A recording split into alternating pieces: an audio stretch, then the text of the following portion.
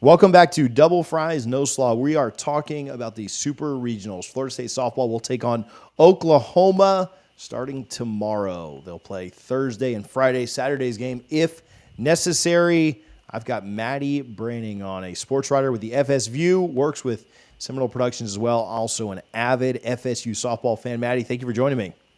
Of course. Thank you for having me, TJ. You bet. All right.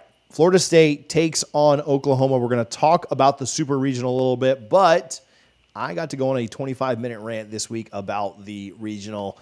So I won't say anything else unless you trigger something in my mind, but I will give you a minute to reflect on Florida State going 3-0 in a regional that a lot of people thought that they may not get through, even though it was in Tallahassee. What are your thoughts coming out of the regional, how Florida State performed there, just overall general thoughts that? I mean, I'll be honest, I was expecting the worst going into this regional. I'd heard rumors before the season started that we might not make it to the postseason, but we did. So that was amazing. Even getting to host was really cool. I didn't expect us to host, but they hung on and got that 15 hole. It was a very tough regional. UCF has been a great team all year. Auburn has had their moments. So, I was really worried about Sarah Willis, about going up against Maddie Pinta, and I thought it was awesome that we got to play all three teams because sometimes that doesn't happen in regional play. But getting to prove ourselves or themselves against all three teams in the regional was just absolutely phenomenal. And capping it off with that wonderful game against Auburn there at the end. I mean, you just had everything just kind of fell into place in that sixth inning. Mudge starts it off with a walk. Jason gets a good hit. Harding gets a good hit, and then you get that Issa Torres home run. Just absolutely amazing play. That's the kind of Florida State that you were used to seeing last year and back in 2021 as well. But they they exceeded my expectations in the regional this year. So I've got a little bit of hope going into the Super.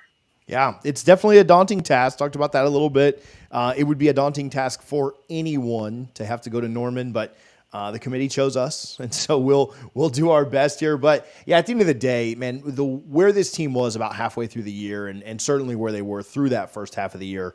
I mean, you didn't know if we were going to make the postseason. We dropped some quad four games. We played really poorly in some games, and you just kind of got blown out by Texas. And really, it almost felt like that Texas series is really where it did start to turn around. Florida State went on the road, won a lot of series after that, every series but the Syracuse one late, and did a really good job of kind of turning things around. And yeah, the regional was a lot of fun. And I think, yeah, you're right. Like, are they going to get to the program's expectations, which are, getting to Oklahoma City, competing for now? I don't know that they'll get that far this year. We'll see how this week goes. But I think year by year, you have to look at like, okay, well, what's realistic for this team? What can this team realistically do? And I think hosting and competing for and winning a regional at home it makes this year a success. All things considered, injuries considered, everything else considered. And you'd like to be better. You'd like to win this week. You'd like to make it back to Oklahoma City. You'd like to not even have to leave Oklahoma after this next couple of games. But I still think the year overall is a success because of what you did late, and especially winning the regional. So Florida State will take on Oklahoma this year. Maybe there's a little bit of reason for hope. They are still the number 2 team in the country. Maybe not quite what they were last year, but they're 52-6 on the year. You can contrast that with their 61-1 record from last year, where they won the national championship. They've lost a game to Louisiana. They lost 2 to Texas, 2 to Oklahoma State. They lost a game to BYU. And, Maddie, they just don't seem as dominant. Now, they're still really good, and it's a hard measuring stick, and I'm not trying to slight them at all, but they just don't seem as dominant as they have been in years past this season. I mean, when you have a dynasty like OU, it's hard to see them kind of slip like they have this season, but you see the loss of Jordy Ball, how that impacted the pitching staff. You do see them bring in amazing pitchers like Kelly Maxwell to take that spot, but it's just, you're right, it's not the same. I mean, they still have 5 batters batting over 400. I mean, you can't discredit that at all. And I mean, OU has played 58 games, Florida State's played 60, and we've only got one girl, Jason, batting over 400. So they're still having an amazing year. I'd say part of it is because of, a pitching slight, and maybe the bats haven't been as hot when they need to be. Usually OU is pretty good about it's that Sooner magic that they talk about. They get those hits in the late game. They'll be down in the sixth or the seventh, and they just magically come back. Yeah. But we haven't seen that a lot this year. So a little bit of a slip, but I'd say, Patty Gasso, she's still pretty confident. The whole team is pretty confident. You can see it in the way that they play, the way that they blew through the regional. I mean, I'm sure that they're ready to take on the Seminoles. I can't wait to see a repeat of the national championship from last year and even from 2021. I mean, Yeah. it's going to be a good game. Good set of There's some games.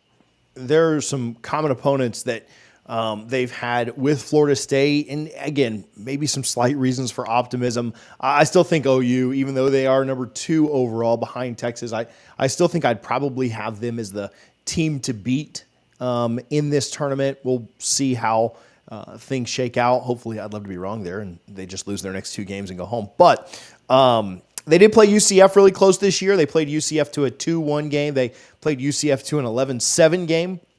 So the ability to win close, the ability to win a shootout as well is there. They played a common opponent in McNeese State, who Florida State run ruled twice. They beat them 8-1 and 3-0. They did beat Duke 3-0 very early in the year. They did run rule Texas 3 times. They run ruled Texas Tech 3 times. I'm sorry. They beat Texas once, lost twice. Florida State obviously didn't fare very well against Texas. But yeah, again, I think Oklahoma down maybe a little bit this year, but maybe unfair to them just based on their standards. A down year for them is still probably has them as the betting favorites to win it all. But you mentioned pitching, and I talked about ERAs with you off air. Last year, Jordy Ball had a .90 ERA.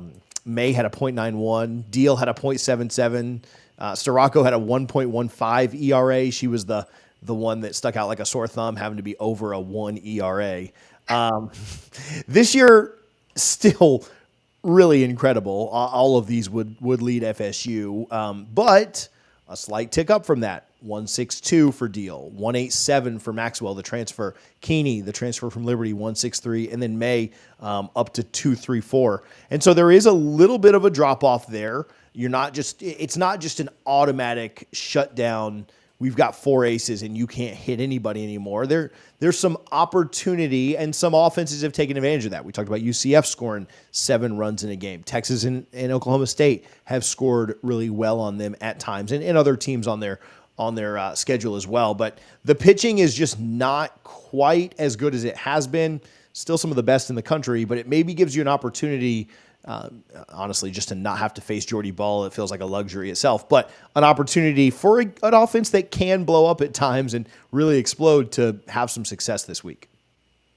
I mean, yeah, it's so crazy to say that a team that only has 6 losses on their docket is slipping, or that they're just not as good, and having an ERA over 2 is just so bad. But that's the OU standard, which is just, it's so crazy to me. But I mean, hey, the lowest ERA on Florida State's team is a 3.12. That's Ashton Danley. And I mean, that's a decent ERA, but for OU to have nothing exceeding 3, absolutely ridiculous. And I mean, we see Kelly Maxwell is kind of the workhorse of OU's team. She's thrown 123 innings. The girl with the second highest innings would be Nicole May, who has 80.2 under her belt. You kind of saw a little bit of panic. I don't know if you tuned into the OU Oregon game this past weekend, but that was one of the more bigger matchups that I was looking forward to. OU did beat Oregon pretty handily, but they had Kelly Maxwell pitching a majority of the game, and she was just lights out the entire time. They switched in to Nicole May. Oregon had a run come through. They got some girls on base. They went right back to Maxwell. So I'm thinking a little bit of a panic moment. They thought they were in the clear, but they clearly weren't. So I'm just wondering, Florida State has faced Kelly Maxwell before. She's having an amazing year with the Sooners, but she's not somebody that the Seminoles aren't used to. They handled her last year in the Women's College World Series. She threw just 2 innings, and Florida State lit her up like a firecracker before they had to switch into, I can't remember who else they had, but they pulled her almost immediately. Just 2 innings that she had. It gave up several hits. But so I'm thinking here, there's not really a Jordy Ball that OU can switch into if the going gets rough, if Maxwell isn't performing, like they'd like her to. You do have Kirsten Deal, though, who the Seminoles have never seen. She's only a sophomore. She's got an ERA of 162, and she's thrown 69 straight innings herself. So I'm thinking, Kelly Maxwell, she's going to be the go to here. She's the vet on the team. But Kirsten Deal could be a little bit of a shakeup, and I'm thinking we're going to see her. So I'm very interested to see how the Noles respond to her.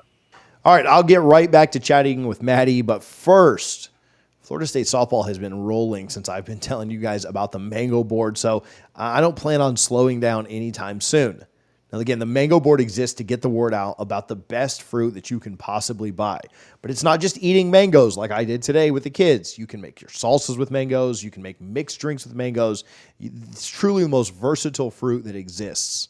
The Mango Board is also a proud supporter of Florida State athletics. So here's what I need from you. If you appreciate them for their support of FSU athletics, grab a mango or two on your next trip to the store. Tag them on social media. You will not be disappointed that you picked up mangoes from your local grocer.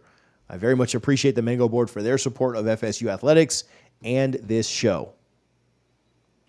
Yeah, Maxwell is 1-4 in games she's played.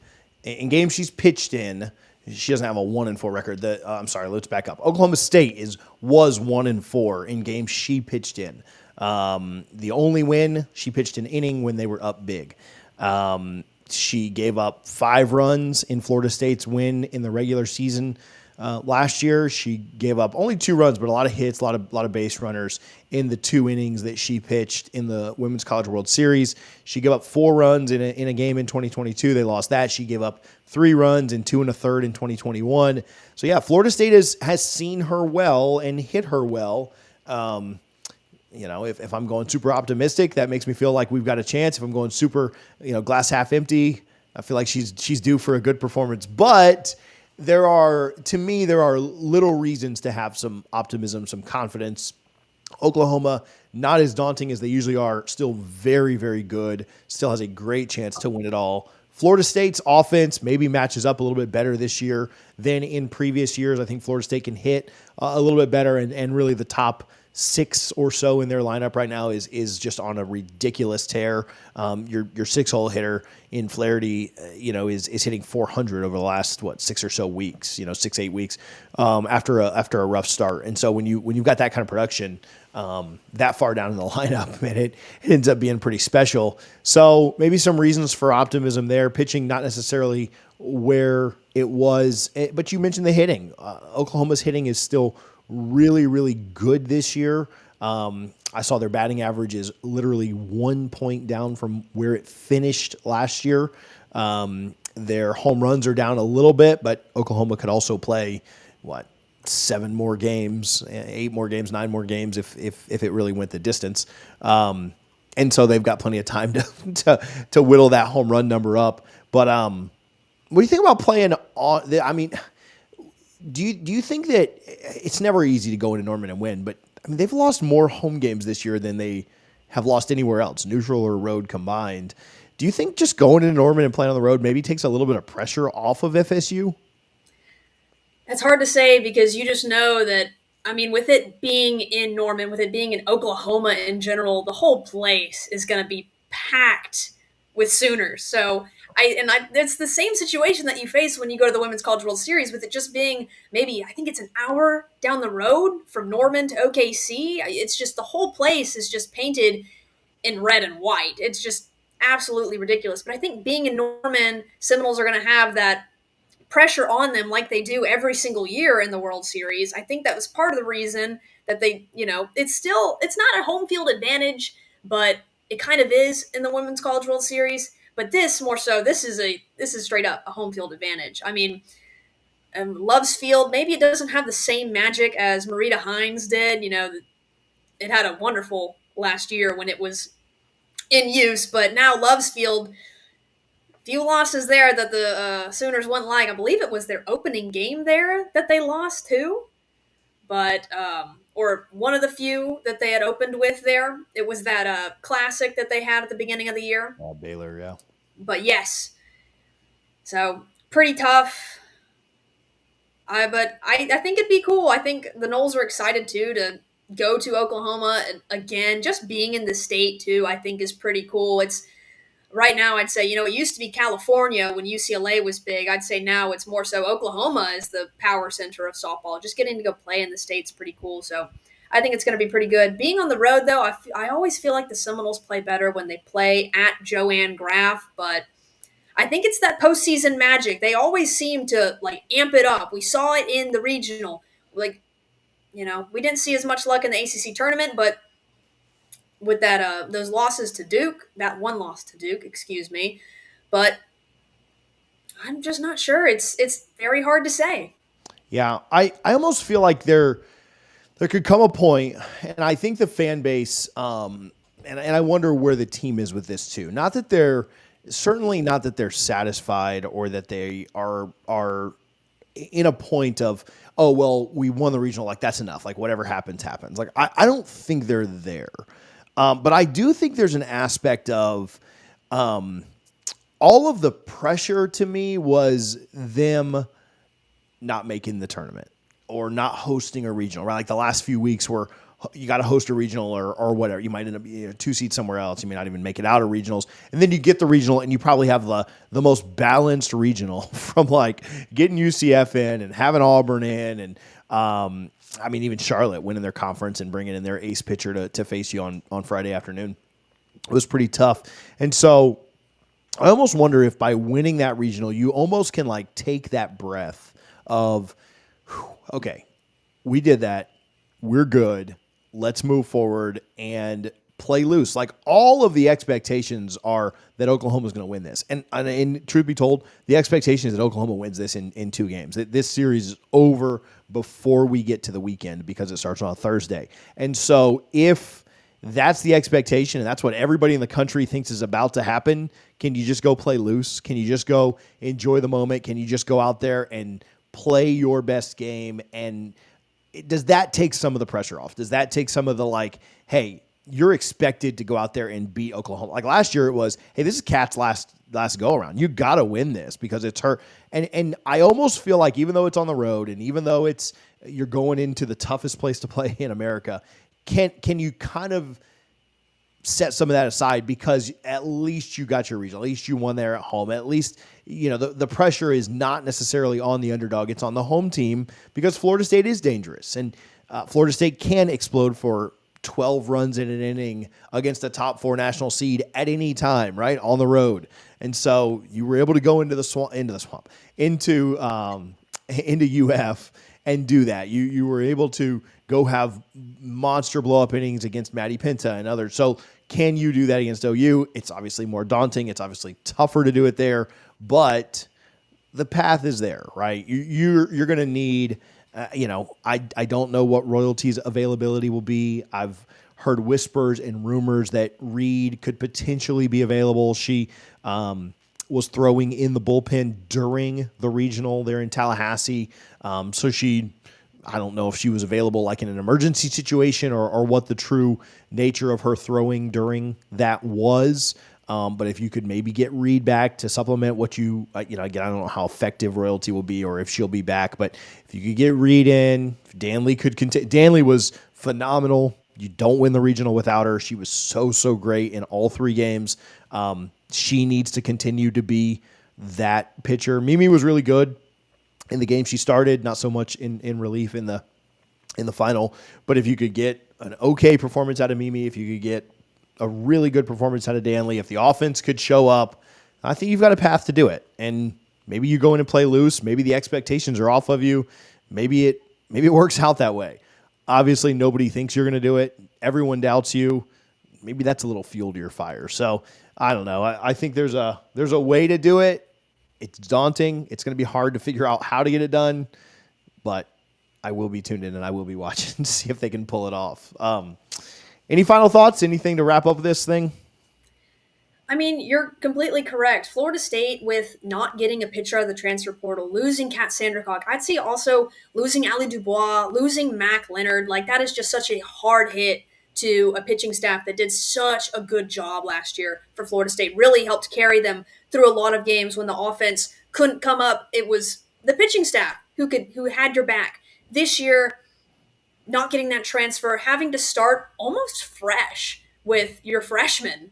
I mean, I got to see them a little bit during fall ball. I was like, okay, they look pretty good. They look like they got some movement to their pitches, but I wasn't expecting the best, I'll be honest. But I mean, my goodness, I mean, I'm sure everybody can say this too, but my expectations were blown clean out of the water. Maybe not as much at the beginning of the season. I mean, we dropped the home opener to Charlotte in the Joanne Graf Classic, which the Noles were supposed to run through. It was supposed to be a show. We lose the home opener. Emma Wilson can't, hold out for you, and she's been there for however long. So you really do have to start relying on such young talent, and that is just so daunting for these freshmen. But you have to think about it. Our freshman class was one of the best in the nation, I believe, number 3 or number 2. I think it was number 2, possibly number 3, because I believe it was Florida, OU, and then Florida State. Our freshmen have come up so huge this year. I mean, it was more of a focus on, I'd say, the seniors that are going to be leaving. But now it's like, hey, we've got some young talent that are doing absolutely amazing. They're doing great in the batter's box. They're doing great on the field. And they're doing good in the pitching circle. I feel like Mimi Gooden and Ashton Danley have improved so much since they've started. They just have done an absolutely beautiful job. Mimi Gooden coming up big. She had a really rocky start to her season, but we see her now facing off against these huge teams in the postseason. Like, I'm sure this girl expected to, spend more time in the bullpen with Alameda before she saw the light of day. Honestly, I thought they might have her redshirted so she could get a little bit more time in, and Ashton would get more time in the limelight. But no, Mimi's gotten her fair share of innings too, and I feel like battling through, facing tough teams like Texas and Alabama at home has really helped to, battle harden these girls. And now you're going into Oklahoma, and you could say it's like, yeah, we went to the region. We won our regional. We weren't expecting to host. We weren't expecting to win it, but they did. They came up huge. I mean, gosh. So I'm thinking you're going into Norman with a winning attitude. It's like, yes, I'd say there's a little bit of that relief of, hey, we already made it. Look, our team's young. We don't have an ace pitcher on the staff. We still need maybe a year or two to develop. I feel like next year they're going to be solid. But I'd say you go into Norman with the goal to win it, at least to take a game from the Sooners, who have put you down in 2021. They put you down in 2023 in a handy fashion. I mean, why not go out there, give it your all? You've done an amazing job in the postseason. I'd say keep the fire lit and keep trying to roll through. Yeah, and I think, you mentioned all the young talent on the team, from Beecham to Torres and Harp and others in the lineup. And, I think, you're really going to need the contributions on offense from really everybody.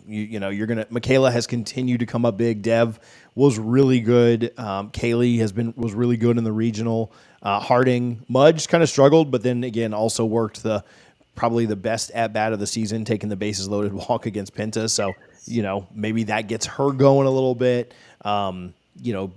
Beecham and Torres kind of continuing to bring it in. And then can you get anything out of the bottom of the lineup? That's been the question mark. That's every team's question mark, right? Like 7, 8, 9. What can you get there? Kerr had a good game against Chattanooga.